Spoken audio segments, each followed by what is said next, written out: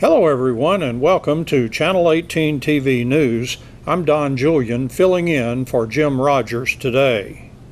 55-year-old Sarah Lou Ann Metlin was sentenced to 10 years probation for aggravated robbery in Hopkins County's 8th District Court on Tuesday morning.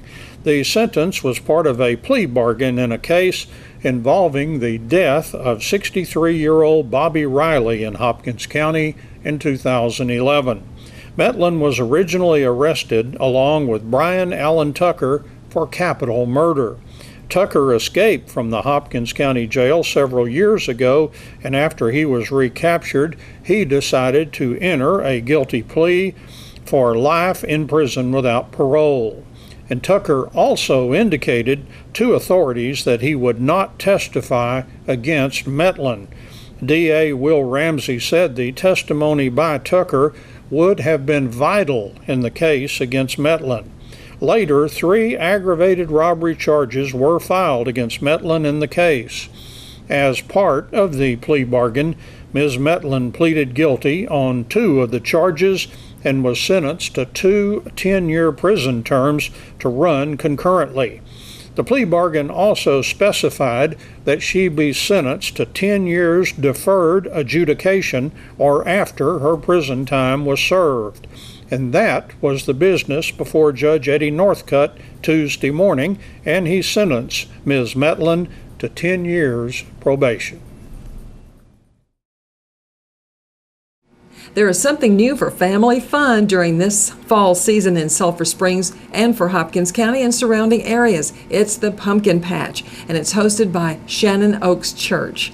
It opens Saturday, September 30th. It opens this Saturday at 10 a.m. It'll run each Saturday in the month of October, and it runs from 10 to 7. And then our opening day will be this Saturday, the 30th of September. Okay. And it'll also run from 10 to 7 this Saturday.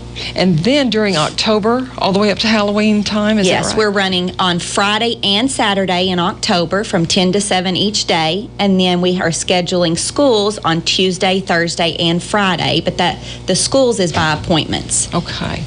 So and Shannon Oaks has a lot of beautiful property around the church and back behind and all. Yes. Where is the Pumpkin Patch? So the Pumpkin Patch is directly behind the church. So if you come through the parking lot, at the back of the parking lot, you'll start to see everything. Okay. So what will you do at the Pumpkin Patch? So at the Pumpkin Patch, we have 12 activities that you can participate in. A few of them will be a hay ride, a barrel train. We have a huge hay slide with 3 slides coming down the hay.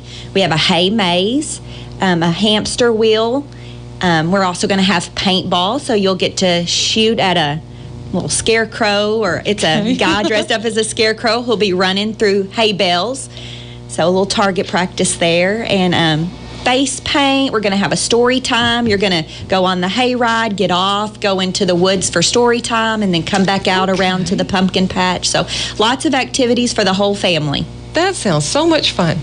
What about this hamster maze? Is it human size? The hamster wheel? Yeah. So the hamster wheel is a big tube, and it's on a track, and you'll get inside the tube, and then you can run almost like a hamster wheel. So that'll be fun, and so moms and dads can get in there with their kids and push the wheel down the track, and the more people you get in, the faster it's going to go. Oh, I see. Okay, well, what about the hay slide? It's not like prickly when you sit down and slide on it, is it? So it's 2 round bales high, stacked on top of each other, and then they're big tubes that are attached to the top of that, and then you'll slide down. So they're big black culvert-like tubes that you'll go down. Man, it sounds like a blast. So are the hay slides fun? Eden says yes, they're Eden fun. likes the hay slides.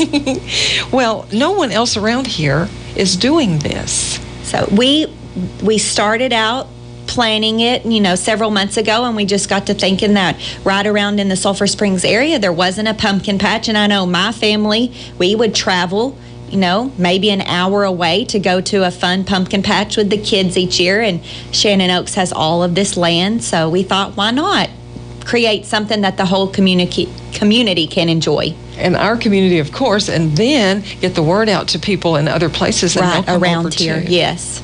So we'll also be selling pumpkins at the pumpkin patch. Okay, tell us about that, because we're all ready to get our pumpkins and start decorating. Yes, so we have pumpkins of all shapes, all sizes, all price levels. We have little pumpkins, minis, all the way up to Big Macs that weigh about 100 pounds. 100-pound pumpkin? Yes, they are huge. And we have orange pumpkins. We also have a lot of specialty pumpkins. We have green ones, white ones, smooth ones, lumpy ones. Really, pumpkins that I've never seen before. So we brought in 26 bins of pumpkins, which was half a semi-load. And so we have pumpkins for everybody. 26 bins. Are these large bins? Yes, very large bins. Like maybe there's a few thousand pumpkins. Probably, my guess would be a few thousand pumpkins. So wow. Each bin, would have, for the larger pumpkins, some bins would have 200 in them. For the smaller ones, the little minis, they're about 1,000 in the bin. So lots and lots of pumpkins. Well, if you wanted to buy pumpkins and later come back for pumpkin patch, you can do both? Yes. So the pumpkin patch is $5 to get in for all the activities, and for 2 and up, under 2 is free. But if you're interested in just buying pumpkins and you don't want to do the activities, the pumpkin selling area is free. You don't pay to get in to buy your pumpkins, but you want to do the activities, you pay the $5. Okay. And about how long does it take to do your activities, or do you have a time limit? There's no time limit. You could spend all day. My guess is you would spend at least a couple of hours there, if not more, if you wanted to have fun with the whole family. That's great. So, is there any snacks or concessions? There's a little concession stand. We won't have dinner items, but we're going to have small treats and drinks. So just little snack foods that you can pick up. Okay, wonderful. Pumpkin Patch is a wonderful addition to our holiday time here in Hopkins County. And we'll have to get the word out to everybody to come to Shannon Oaks. Yes, and if you want more information, we're daily updating our Facebook page. SOC Pumpkin Patch is where you can find all the information. It seems as if Shannon Oaks really specializes in reaching out to families. Yes, we really believe in ministering to the whole family and have a lot of family-focused activities. Okay. Such as, you have children's church. So during the service, we have a time for your kids too. So you come to service. Our services start at 10 o'clock, and from birth through 5th grade, we have a service for the kids that they participate into, SOC Kids. And so parents can attend the service. The kids can have a great time all at the same time. Okay. Well, tell us more. We have time to talk. Okay. So if you would, tell us more about Shannon Oaks. How to get involved. So maybe your pastoring staff, of course, Eric Godwin is pastor. Yes, my husband's Eric. We have a children's minister, Josh Whitlock, and our youth minister, Jonathan McGraw. And then, participate in youth activities. They're on Wednesday nights. Have a large youth group there that Jonathan and his team of volunteers lead, and then Josh does a great job on Sundays with the kids and have his group of volunteers that participate there. We also have Wednesday night activities going on right now. They start at 6 o'clock, so there's youth activities on Wednesday night, children's activities, and then right now we're having a men's Bible study class and a women's Bible study class. Okay. You have a beautiful large sanctuary. Yes, we do. So it was renovated several years ago, and it's a very nice area. We like to also be able to share it. The middle school usually uses it for in-service, and we love to for our church to reach out and participate in community events and activities. Well, you certainly do during Dairy Festival. Yes, we have the hot air balloons there, and so we have all this land behind the church, and just thinking of ways that we can utilize the land to also benefit the community. Okay, such as Pumpkin Patch. Yes. I know this summer you had some family activities scheduled on Saturdays, like mother-daughter, the Cupcake Wars. There was something else to do with water So games. we had the mother-daughter Cupcake Wars. We had water games out on the lawn. We had father-son dodgeball. Just creating children's activities for the whole family to be involved. So we don't just have the kids, but we get to minister to the whole family. Okay. I know that personally, you and Eric homeschool your children. We do. So it's a decision that we said we would never do. So sometimes I think when we say that, God says, be careful what you say. And so here we are. This is our third year. So we have 2 in second grade, and then we have a 4-year-old that's doing preschool. Okay. So. Are there other homeschool families that come to Shannon Oaks? There are a few, and also Shannon Oaks just started this year on Mondays. We're hosting a homeschool co-op. So that's a homeschool group for people in the community, and we meet from 10 to about 2 on Mondays, and we have different classes for children to participate in. So that's not ran by the church. Right. It's by a board, a homeschool group here, but we're letting them use the space to help them out. Well, not too many years ago, homeschooling was just really wasn't accessible. It just really wasn't part of the mainstream. Mm-hmm. But with sports and everything that the homeschool kids can do now, yes, it is a really wonderful addition. Right. Homeschool, there's a homeschool chess group in Sulphur Springs. They have sports leagues amongst themselves, and like just in the co-op, we have 32 families this fall. 30. Eden says 34 participating. So there is a large number of homeschoolers in Hopkins County, and the number is definitely growing.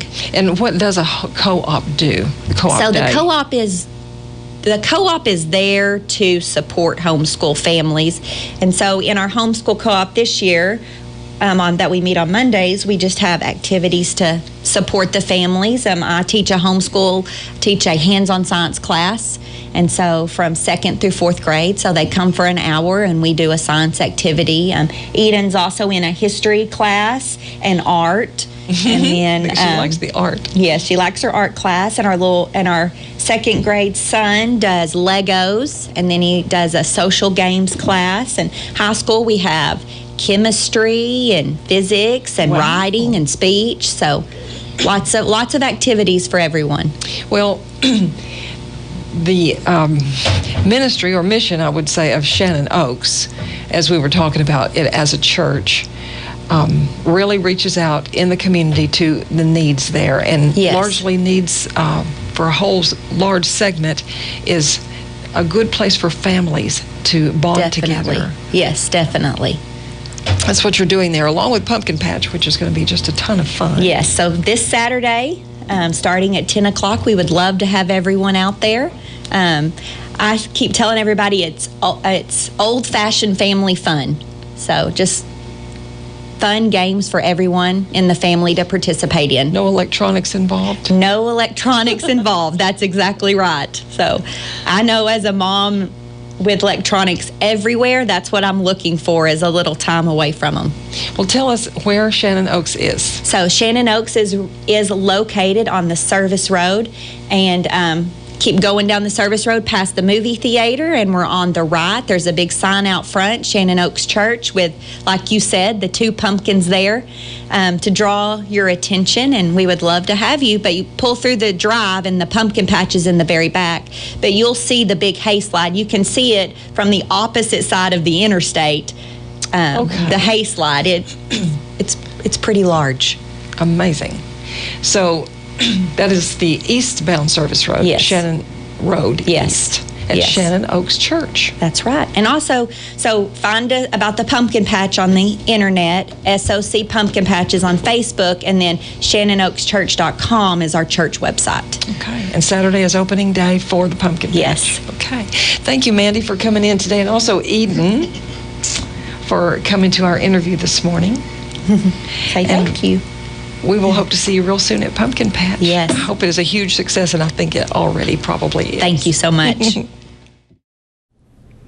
In sports, the Wildcats offense has struggled over the last 3 football games. I talked with Wildcats offensive coordinator Matt Young about the White House game and the Pine Tree defense that the Wildcats will see Friday night at the Prim. The opportunity was there. I thought our defense played tremendous and put us in position offensively to score and have a chance to win the ball game. I know there was a point, I believe it may have been 21-6, turnover midfield, and we go 3 and out. it's kind of the story of where we're at the last 3 weeks, and we're really working to get over the hump with it. Is the first play of that drive, we'd throw a play that I think we ran 6 times. It averaged over 8 yards a time that we did it, and that time we didn't. We lost a yard, and we had one guy miss a block who had gotten the block every time the rest of the night, another guy not block anybody. Come back on second down, run the best run play that we have of the night, and gain 1 yard. So we're back at 3rd and 10, and then weren't able to convert, and not a situation we want to be in. So we're looking to just be more consistent. We're learning to value those 3rd downs. We're also learning the importance of just everybody executing. We keep looking, it's not single people. We're challenging some people, looking at some competition positions to get more consistency, maybe a little better energy at times, and we think that'll help us this week. So we may see some different names in some different places. Yeah, it really just opportunities, or maybe a guy that's been playing 95% of the reps now plays 80%, just so another guy's getting some, make him a little fresher, but also know there's some competition at that spot. It's about what you can do. White House had a good front. They seem to be and we talked about their defense seemed to be similar to ours. Maybe one of the best ones we've had in a few years. So they were a formidable opponent. Oh, without a doubt, we knew going in D-line wise it'd be one of the best ones we faced. We knew it'd be challenging to have time to throw the ball. There was numerous throws that we had where there was pressure in our face. We've got to do some things to help that, staying better down in distance. Really like to see our receivers make some contested plays when there's a guy around them to make the contested catch. But it's close. I mean, really for me, we've had some frustrating nights against White House offensively. The other night wasn't the frustrating kind to where there's nothing happening. There were some 3-and-out drives, but then there was also 10-play drives. Mm-hmm. They do a good job of not making anything easy, so it led to 10 plays, and then we wouldn't be able to finish. And that's kind of a recording there, but that's where some of that shuffling goes this week, is that we're not going to do the same thing. That's the definition of insanity, doing the same thing, expecting different results. So we're doing a little bit there as far as some different guys. We're really stressing our strengths and making sure we are capable and ready to go with those, and identifying our weaknesses and eliminating those. 0-0 now for everybody as we enter district play. And here comes Pine Tree. They've struggled this year, 0-4. Tell us about how their defense plays this year. They've got 2 great defensive ends, a little bit different than what we just played. Last White House was extremely technical and great effort. These guys, they'll be bigger at the defensive end. One of them's really big, a little more heavy. The other one's extremely athletic and runs all over the place. So we've got to handle those 2 guys. They can disrupt things. Front-wise, they're going to really look similar to what White House does, just they're a lot different about how they go about it. Backers trigger really fast. Those guys are aggressive and get after it. Inside, they rotate a host of bodies to stay fresh and hold up inside. Our challenge is really just to take what they're giving us on the outside and make sure we control those ends on the inside. What about their secondary? How's that look to you? Early in the year, they've played a lot of different guys. I think they've settled on who they like. They're really right now, they're more of a bend but don't break. We'll see if that's how they decide to play us. Maybe they'll scoot down and scoot back. Really kind of just a Friday night opening kickoff. We'll all see how they want to do it. But they do a good job. They're sound of where they're at. They trigger quick on the ball. They've got good length. Do they remind you of Gilmer in any way? I know the coach came from there, I believe. No, defensively, they're actually, ironically, not anything like it. They'll show a lot of different looks up front. Not really any that go back necessarily to what Gilmer was in the past. But he's got the kids playing. They're believing. They've gone through a tough non-district schedule, and they're ready for us. It's good to be 0-0, kind of to turn the page a little bit. I mean, you don't want to forget the past. You want to remember that stuff and try to improve on it. But it's good to, kind of have that second season, and it gets real important this week. Yeah, those first 4 games really shape where you're at. You understand what kids can and can't do. You try some things, see if this is what'll work for us in those situations, and you really kind of start to narrow down on the kids you can depend on, the ones that are going to do what they're asked to do in the heat of the moment, and not everybody can do that. You're going to see what your strengths of your kids are, the things you think they may be able to do, but in a game they just can't accomplish it. The same as the flip of that, what they can do, what we're capable of. We're 2-2. We could very easily be 4-0. We could very easily be 1-3. So, depending on your mood at the moment, you can kind of go either way. And like you said, being 0-0, it's a fresh start. Here we go. This game is what matters. Nothing in the past and nothing ahead. We've got to take care of this one. The Wildcats defense played fairly well against White House last Friday night.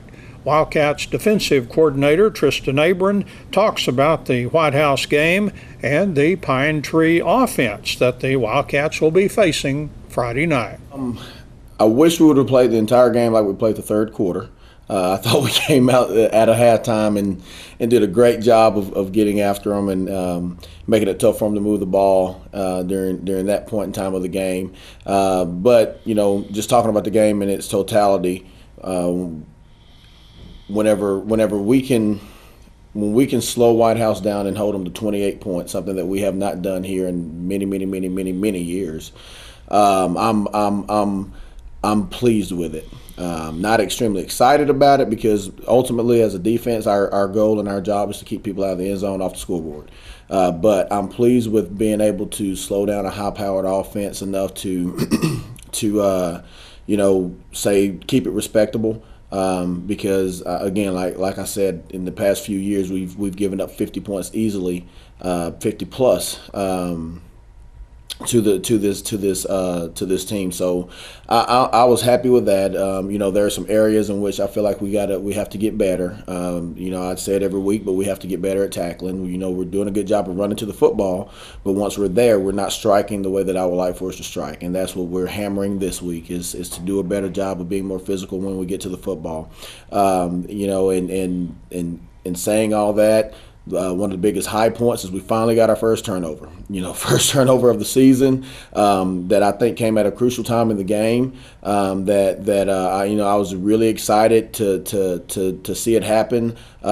Extremely excited that Austin Dodd created the turnover because he had been on the field all night, offensively and defensively, and to go do that and again just give us a chance to get off the field was great. It was great. With all that being said, I thought our secondary honestly played well. I really thought that our secondary played well, with the exception of a few big plays that they were able to get on us. Throwing to obviously a very talented receiver. We held our own for the most part and slowed down the running game as well. I'm pleased with the way we played. Yes, we have to get better. Yes, we have to correct mistakes that we're making. But that's why we play those first 4 ball games, so that you can get all those things out of the way and hopefully clean that up before you get into district. Anybody kind of stand out for you on the defensive side? As always, Deodric Dugan. As a matter of fact, D told us after the game that one of their coaches came to him and told him that they needed to know where he was all night long, which was possibly why they weren't as up tempo as we were expecting, because their goal was to try to run away from him. And that's a very good compliment to him. But with that being said, I thought Calvin Eckert had a heck of a game as well. Jose Rodriguez, Vuk Susik, just all those guys I thought played well. In the inside backers, Jackson Renault and KJ Abram and Vinny, I thought they played well as well. And then whenever it comes to the secondary, Sebastian Adams did a good job. Austin Dodd did a good job. DJ Abram did a good job. And then you go to the corners. You have Terrell Turman. You have Day Dugan. Those guys, again, playing football, playing defense. If you're a corner, you're playing an offense like White House, you're put on an island. There's not very often that, number one, I'm going to call a coverage to help you. Just to be quite honest with you. So it's you and that guy, and most of the night you're going to be on an island. So therefore, I'm happy with the way that they played. Again, I hate that we gave up a couple of big ones, but I'm happy the way they played, because whenever you're on the field for 70 plus snaps and the majority of those snaps you're playing man-to-man coverage, the odds are in the offense's favor, because that receiver knows exactly what he's about to do and you're just trying to react to what he's doing. So I thought those guys played well. Outside backers, Kason Churchman and Rio Becerra, I thought they did well. So just defensively as a whole, we did enough, I thought, to slow them down and to give us a chance to be successful on our side of the ball. Now, with all that being said, like I started with, we have to do better. We have to do better, and that's our goal this week, is to be better tacklers. We're still hammering, create turnovers, and see if we can't get ourselves off the field a little quicker too, because I'm not happy with how all the snaps that we're allowing ourselves to keep defending whenever we could have gotten off the field. All right. Pine Tree coming up, and how do they impress you on the offensive side of the ball? Well, Pine Tree, the comparison that has been made in the defensive coach's office is they're similar to Avalon and Paris. As far as up front with our O-line, they're big. They move well, and they will what we call wash you down if you stay in a front and allow them to get those big bodies on you. So, we got to do a good job of coming off the football and trying to get some penetration immediately on the snap. Otherwise, these big boys are going to just get their hands on us and run us in the opposite direction of where we need to be going. So, that's something that Coach V is working on with his guys this week, is just trying to be faster off the ball, trying to get by them before they can react and again wash us down, because they are pretty impressive with their front five. And then they have two guys that they're using at quarterback. One of them, a young man's last name's Williams, I believe. He played quarterback last year. Wears number 2, big, tall, thick guy that he has actually been moved after the first game. They moved him to what we call a B-back. And he does a lot of stuff there as far as blocking. He'll release and run downfield for a pass every now and then they'll move him to the quarterback position in short yardage situations and let him carry the ball as well. So, we have to do a good job of slowing down that young man, as well as the other young man that they have at quarterback the majority of the night, who I think is very impressive. And it wouldn't surprise me one bit if they don't run him a little more than they have in the past few games, because he can fly, and he does a good job as far as seeing things that you might be vulnerable, leave yourself vulnerable. And then they roll a couple of different running backs in the backfield that all do a good job in their own respect. And then at receiver, they have a couple of guys at receiver that can put you in a bind too. So we have our work cut out for us. They are not very complicated schematically, but they are really good at what they do. They are really good at what they do. So we have to do a good job of fitting where we're supposed to fit, reading who we're supposed to read, and reacting and going where we're supposed to go. Otherwise, it can be some problems and could allow some points to be on the board. So we need to do a good job of executing our game plan and staying simple and just fitting where we're supposed to, so that other guys know where to go and make tackles and make it tough on them to stay on their tracks to get to where they're going. That's Channel 18 TV News. Thank you for joining me. I'm Don Julian, filling in for Jim Rogers.